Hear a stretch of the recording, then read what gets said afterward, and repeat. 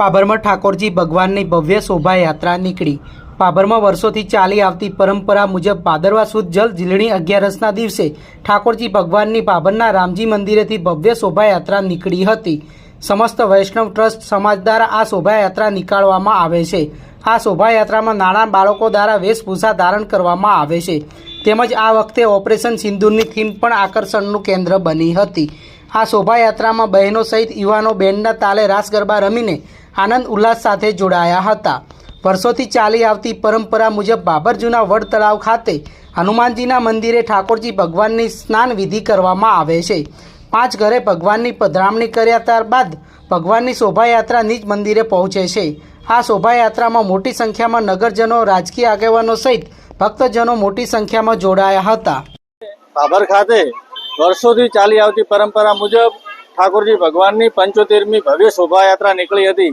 જળ ઝીલણી 11રસના પવિત્ર દિવસના આજે પવિત્ર દિવસે ખૂબ જ ભવ્ય શોભાયાત્રા નીકળી હતી। બાબર નગર આજે ભક્તિના સાગરમાં હિલોળે ચડ્યું હતું। ખૂબ જ ભક્તિભાવથી બાબર નગરની શોભાયાત્રા, બાબરની નગરચર્યા પર ભગવાન નીકળ્યા હતા અને ખૂબ જ ભક્તિભાવથી લોકોએ શોભાયાત્રામાં જોડાયા હતા।